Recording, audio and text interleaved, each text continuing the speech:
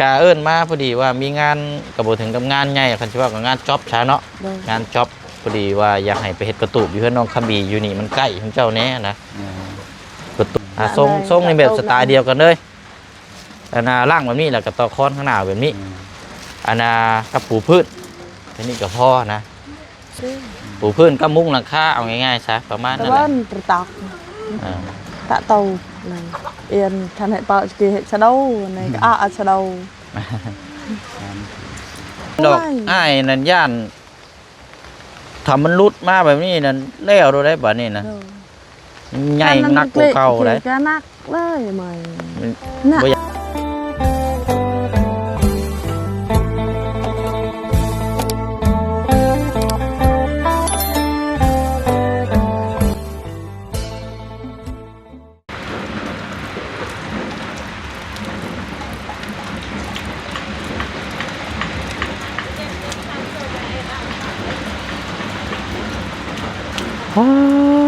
พี่น้อยเนาะตื่นเช้ามากะ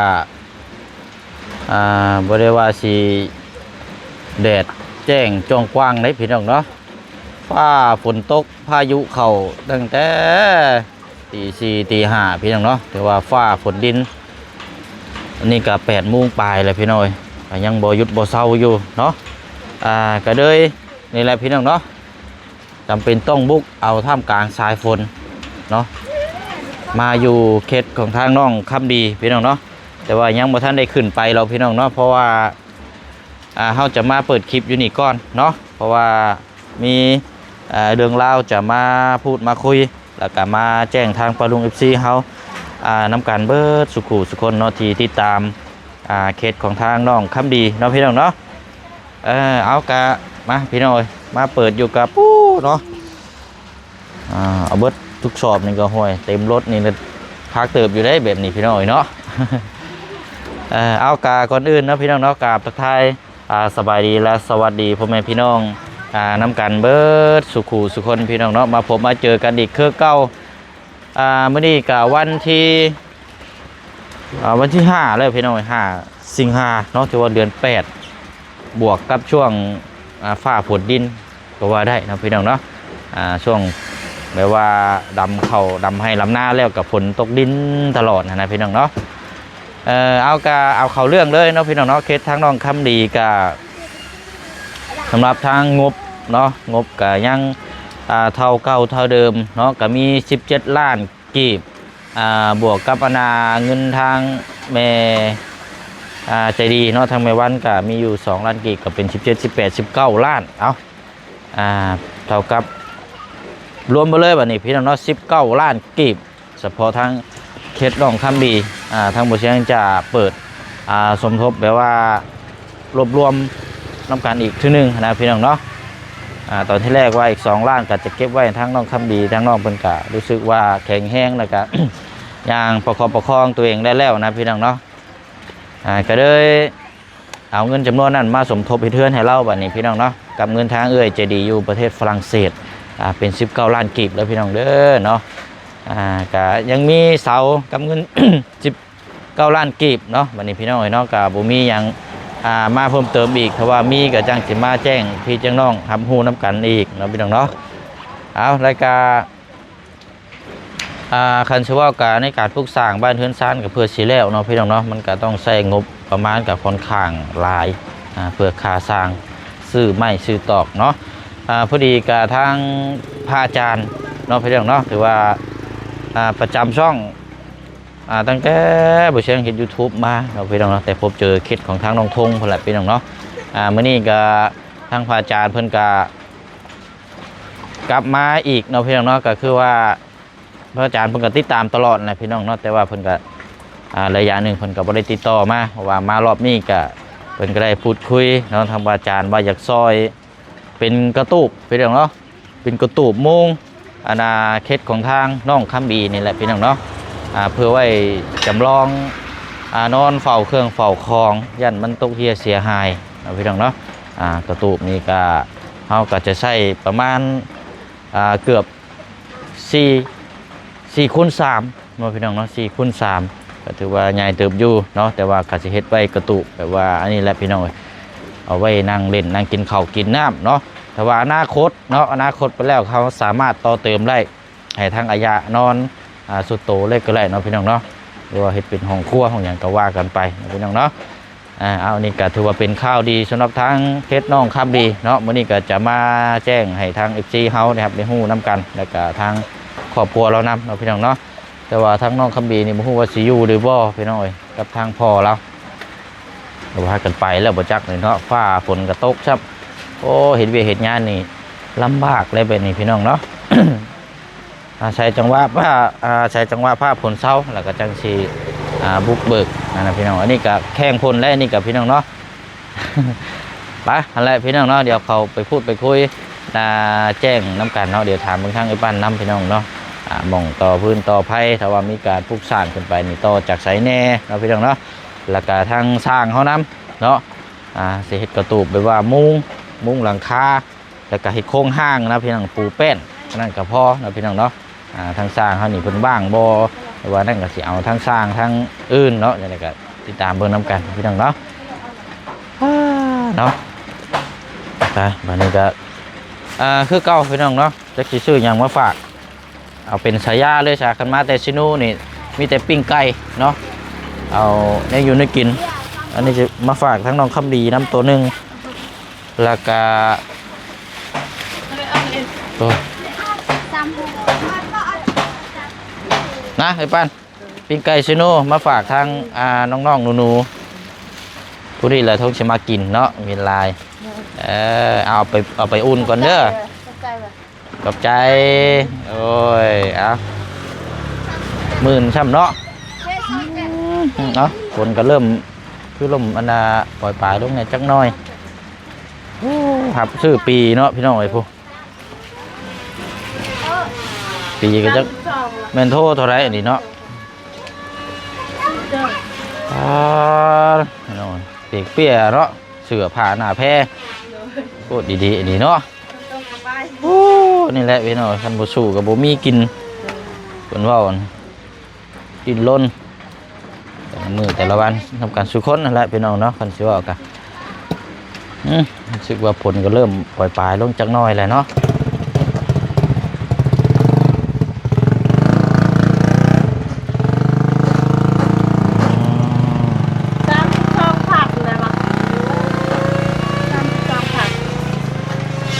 หัวปีเนาะหัวปีก็ไม่ได้หัวงามโดยเดี๋ยวรบกวนถามทั้งไอ้ปั้นอีกก้อนเนาะพอดีว่าทั้งเคสน้องคำดีนี่เขาชอบกับทั้งลงตาเนาะอาจารย์เป็นเด็กซอยเป็นแบบกระตุกพอได้นั่งส้นเศร้า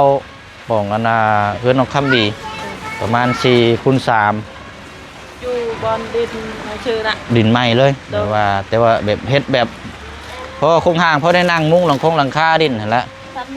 โดยใหญ่กว่านี้นึง4 คูณ 3เพราะว่าเชื่อเสาเราอยู่ลูกเพื่อนเราโดยก็ว่าบาเสียวเสาเราอยู่หันบัดนี้แต่ว่าเป็นไม้เส้นไม้ยางเขาสิซื้อเอานะก็เลยมาพูดมาคุยถามทั้งไอ้ปันน้ำทั้ง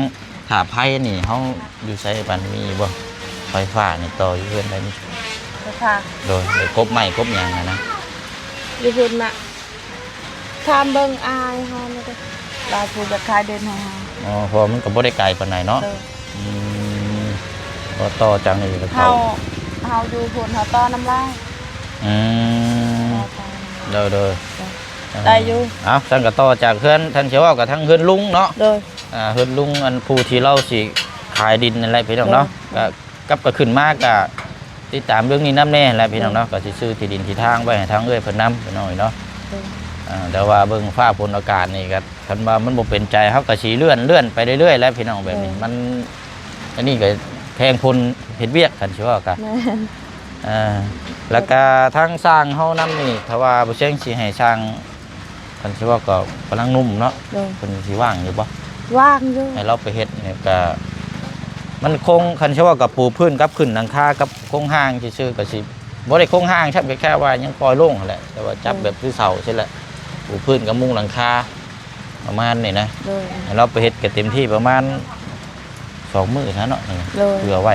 เอามื้อแรกก็กบแล้วก็มื้อที่2ก็ประกอบเลยนะ คันว่าเราว่างก็อยู่ใส่เนาะเราว่างก็บ่ถามเนาะเบิ่งเดี๋ยวถามราคาเรานำแน่นะสิแจ้งบอกคันว่านั่นก็สิได้เฮ็ดให้เราเฮ็ดเวียกเลยเฮ็ดมือเล็กมือน้อยนะ โดยเฮ็ดมือนี้เลยมืออื่น ยังบ่ได้ลองมื้อนี้น่ะมันไหม้ยังบ่ทันได้มี โดย เสียงต้องมาถามก่อนนะต้องมาถามก่อนว่าถ้าว่า เราว่างอยู่ ต้องถามราคาก่อนว่าเห็ดแบบนี้นี่ราคาเราสิเอาน้ำเท่าไรนะเห็ดโครงหางแค่ปูประมาณนี้นะ โดย ถ้าว่าราคาพอฟังก็ให้ทั้งน้องๆเพิ่นไปเฮ็ดพี่น้อง โดย แต่ว่าไม้บ่เชียงยังบ่ทันได้สั่งมาต้องสั่งไม้มาก่อนแล้วก็เอาง่ายซะเฮาฮู้ราคาก่อนนั่นแหละเนาะ โดย ฮู้ราคาก่อนล่ะแล้วไม้จังตามมาแล้วก็จังพากันเริ่มลุยเลยก็ได้เนาะ โดย ก็มันยากน้ำฟ้าฝนนี่แหละพี่น้องโอ้ยลำบากแฮงจักสีมื้อใดมันสิหยุดสิเซานี่กะ แม่น เราเดี๋ยวเอาเด้เรามาอยู่หายปันเดี๋ยวมาถามนี่ก่อนก็ได้ สวัสดี ถามราคาเบิ่งน้ำกันพี่น้องเนาะเพราะว่าสร้างอยู่นี่ใกล้แน่นะก็ต้องกระโดดไปนี่เลยนะ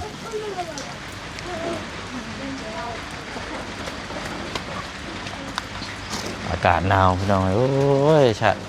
ว่าฝนกระตกแค่ตกว่าสร้างไว้พี่ก่อนเด้อสิได้หาเวียกงานให้ได้บาทนี่คนว่าเฮ็ดงามเวียกงานหลายเอาสบายดีเนาะ ตะช่วยกระตุกเอาตัวหำเก เอาอันนี้นะสร้างพี่น้องเนาะคันชื่อว่าก็วัยรุ่นสร้างโตก็แม่นแต่ว่าผลงานนี่คือบ่แม่นวัยรุ่นพี่น้องเนาะมันเกินนี่คันสิว่าก็งามแฮง โดย เอาเงียนกิฟเลยเพิ่นในปั่นเลยเนาะกาเอิ้นมาพอดีว่ามีงานก็บ่ถึงกับงานใหญ่คันชื่อว่าก็งานจ็อบช้าเนาะ โดย งานจ็อบพอดีว่าอยากให้ไปเฮ็ดกระตูบอยู่เฮือนน้องคำบีอยู่นี่มันใกล้เพิ่นเจ้าแน่นะกระตูบก็สิมุงราคาเฮ็ดประมาณนี้แหละทรงในแบบสไตล์เดียวกันเลยอันน่ะล่างแบบนี้แล้วก็ต่อค้อนข้างหน้าแบบนี้อันน่ะกับปูพืชอันนี้ก็พอนะ4x3 4x3กบหยังเฮ็ดหยังเรียบร้อยแล้วคือจุมเจ้าเฮ็ดแต่เก่าหั่นน่ะแต่ว่าไม่ยังบ่ทันได้มาเฮาสิมาถามราคาก่อนหั่นนะว่าเอาเท่าไหร่หั่นนะประมาณนี้ ตัวยัวตะไงในน้องมันช่างลวงไว้มันเอาไปมาเลยยาเบินมาเนี่ย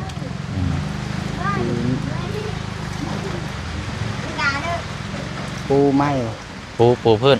เพราะว่าเฮ็ดหมองนั่งกินข้าวกินน้ำเด้อยู่กระตูกกันเลยนะปูพื้นก็มุ้งหลังคาเอาง่ายๆซะประมาณ ตะ นั้นแห วั ละ นตะตอกตะเตาเลยเอียนทันให้เปาสกีเห็ดชะโดในก็ชะโด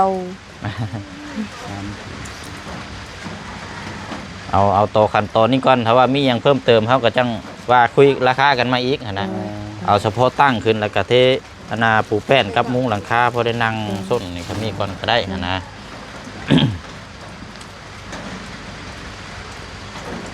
มันก็งานบ่ยากหรอกมันงานจ็อบอะนะคันว่าก็บ่ได้รีบหรอก 4x3 4x3 4 ล้าน 4 ล้านเบิดพอดีเลยเงินบาทพี่น้องเราคอยเห็ด ประมาณจัก2 ล้านบ่ได้บ่ต่างซอยกันนะจัก2 ล้านนะเพราะมันก็เห็นได้เนาะเฮา ปูกับมุ้ง ปลูกกระมุงซื่อๆนะบ่ได้ เจาะแปดเจอคือสปอร์ซะ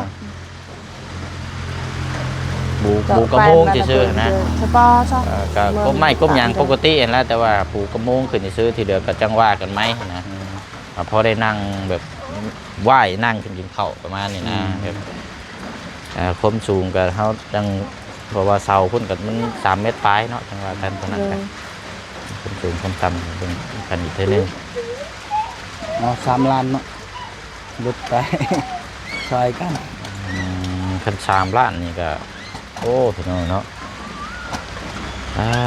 ไม่ไรเนาะ เด็กถึงงานมันเลยครับ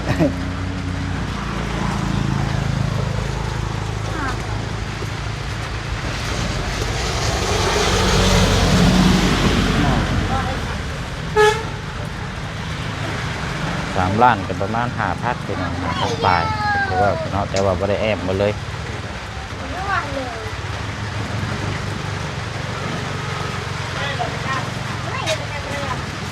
ต่อเสาให้ได้บ่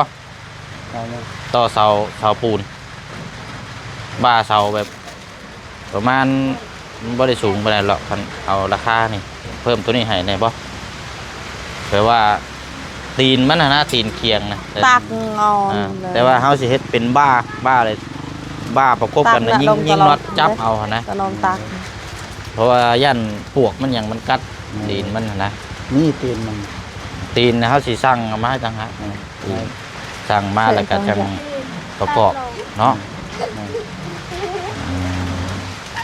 14 เอากะเพราะว่าใส่ตีนนะซี่ฮันแล้วก็ประกอบตัดมาพี่น้องประกอบตัดเอากะ3 ล้านเนาะพี่น้องเนาะ4 คูณ 3มุ้งหลังคากับแบบเดียวในกระตุกไปปั้นนี่แหละเฉิกมานี่นิดนึงแล้วก็มุ้งใช่แล้วมุ้งอลูซิ่ง เด้อ ใช่ป่ะก็แบบนี้ เด้อ จังทนทานแน่เพราะว่าเพื่ออนาคตอันน่ะให้อายะเราอยู่เลยนะพี่น้อยเนาะแต่ว่าเขายังบ่ทันได้แล้วหรอกเพราะว่าคือเขาก็ยังขาดงบอะไรพี่น้องแต่ว่านี่จำลองไว้พอนั่งกินข้าวกินน้ำแบบว่านอนเก็บเครื่องเก็บของ3 เพื่อนชานเรางบมีหลังใหญ่นะพี่น้อยเนาะว่าตอนนี้ก็รองบเบิ่งเพื่อนหลังใหญ่อยู่เนาะ3 ล้านเนาะ3 ล้าน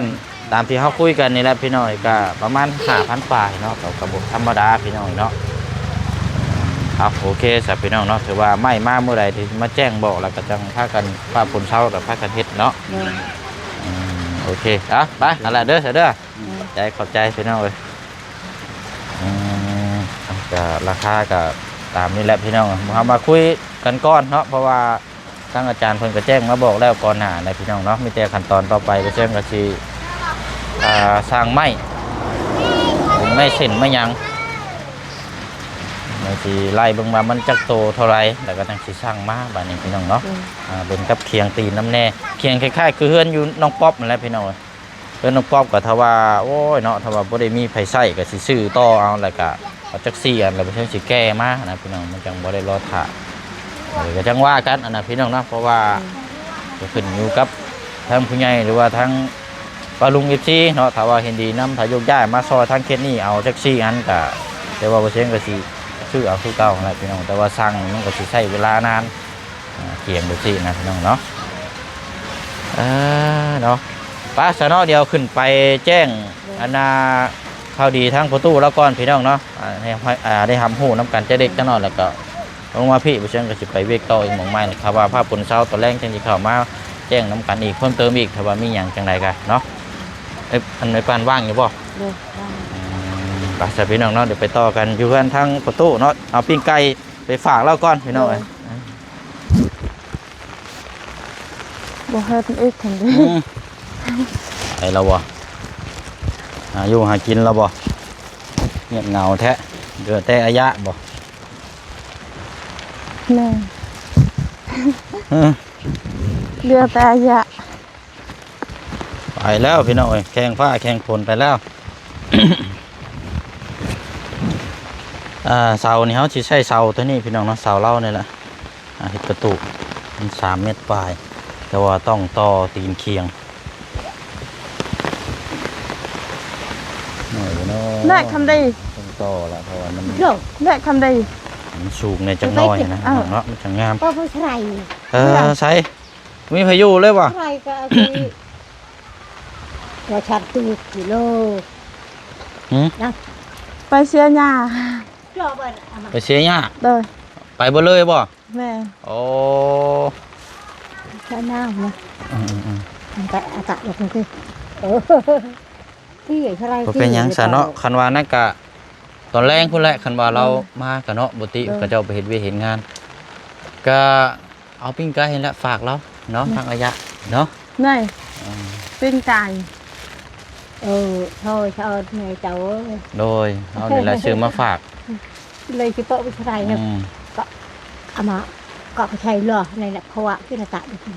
ในเมียนอาตา อ้าวไม่ใช่อ่านนั้นจะเอาไหน หน้าไปแก ไม่ใช่อ่านนั้นเอาไม่เป็นไก่ อืม หน้าไป นั่นแหละบอกเราเนาะ เอ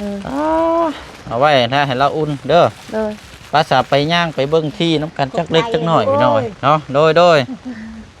พอน้องคำดีบ่อยู่พี่น้องเนาะแต่ว่าก็บ่ lệ ai เพราะ cũng นั่น đi เรา bảo เนาะเพราะว่าก็ขึ้นอยู่กับเฮาแล้วก็ อ้าย มา คำดี แจ้งพี่ จะ แจ้ง ได้ น้อง เปล่า กันนั่นแหละพี่น้อง tăng viên đấy à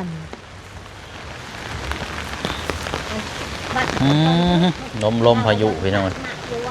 โอ้ยเฮ็ดบ่ช่างได้นี่เนาะฝนตกแบบนี้ คนตก มาแต่บ้านยะเลยซื้อปิ้งไก่มาฝาก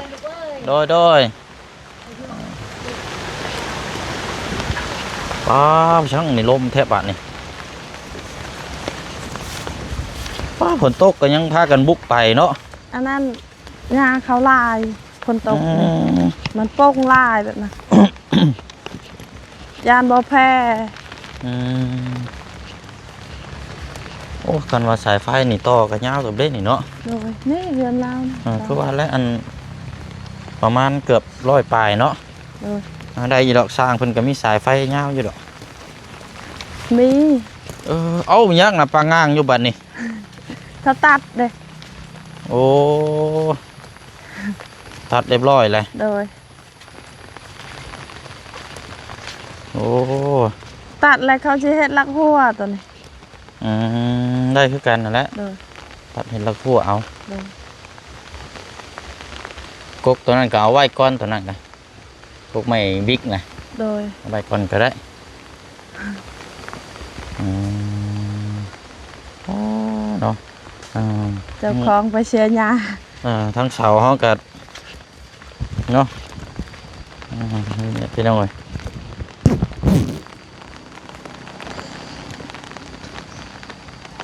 เลี้ยงไว้นี่แหละก่อนเนาะ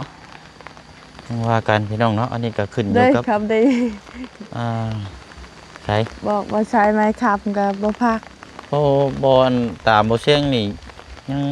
บ่อยากให้เล่าย่างแบบประมาทได้ยังอยากให้โตค่ำซะคันว่าย่างครับ โดย เฉพาะย่างได้ค่ำนี่ก็ถือว่าดีสุดอะนะ แม่ บ่อยากให้ปะโตแบบสิทั้งเทื่อมันหลุดมาได้นี่โอ้พี่น้อยเนาะบ่ได้มีได้คันว่าการช่วยเหลือนี่เฮายังอันนั้นเนาะย่านแน่เพราะ เขาบอกเราแล้วเราบ่พัก คันว่าเป็นอย่างมาเนี่ยบ่ได้มีไผช่วยได้บาดนี้นะ โอ้ย ยากลำบากได้คืออันไม่ค่ำมาแล้วคันว่านั่นก็ให้ประคองก่อนหั่นนะ โดย ย่างมาพี่ก่อน แม่แอนอนุวังเกลือไหวหมวยช่องตะบันบาดตะบันไอ้ต่างกิเลยมันขายได้ไหม ไปละย่าง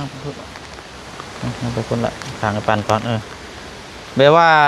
ใช่ไม่ประคองน่ะมันย่างยากสมบ่ มันชา Nơi เนยแล้วเท่าไหร่ก็ไหว เอาสบายดีก่อนน้องละ สบายดี เนยแล้ว โม เท่าไห เม ร่ น ก็ ดอก ไหว อ้ายนั่นย่านทำมันรุดมาแบบนี้นั่นแล้วดูได้บ่นี่นะใหญ่นักกว่าเก่าเลย ก็นักเลยไหม บ่อยากให้ป้าโตก่อนนะอยากให้เอาประคองไว้ก่อนนะ นะ อืม เอ็ดละอันน่ะก็อยากละอันนั้นมวยดื้อ เพราะว่าประคองไว้ก่อนนะมันสิรอให้จักเดือน2 เดือนก่อนเนาะกับประคองสิแห่แล้วมันก็เฮาก็ เราเฮ็ดมอโทรหักนำกันกับเราบัดยางไปแบบนี้ เราก็เฮ็ดคือ อ๋อมันก็แม่นแต่ว่าเฮาก็จะไปเปรียบเทียบคนอื่น บ เนาะ อกตลอดมือเจ้าบอกหั่นเลยเฮาก็บอกเรา แม่นหรอกมันย่านมันหักมานั่นมันเว้าเรื่องเงินเรื่องการใช้จ่ายมันหนักกว่าเก่าอะไรครับบ่ฮู้ว่าจักสิจังใดเนาะถ้าเจ้าบ่ฟังแล้วนี่คนอยากซอยเพิ่นก็บ่ได้ซอยได้ เด้อ เราต้องฟังได้ มีสงัดอ่ะ เอาไม้ค้ำเอาแล้วก็ประคองไว้ก่อน เจ้าก็ย่างอายุตัวอย่างก็คือย่างป้าโตซื่อๆละล่ะนะไม้อันนั้นมันก็บ่ได้หนักปานใดก็รักษาตัวเองซื่อๆนะมันก็บ่ได้ยากปานใดหั่นนะบ่เสียงเว้าก็เลยป้องกันตัวเองไว้ก็ดีดิยันป้าโตไปเลยนะยันมันมันเชื่อว่ามันยังยันหับน้ำหนักยังบ่ได้อยู่นะยันมันหักมันยังมาน้องขับน้องยังเบิ้งเนาะเพราะว่าหนึ่งมาพับคอยังบ่ได้มันบ่ล่ะ เด้อ ไม่ได้ล่วงกระอันฉันทำไมตอนทุกมือเปล่าแต่ไม่อ่านดอกทุกตา ไม่นะครับไปก่อนเนาะ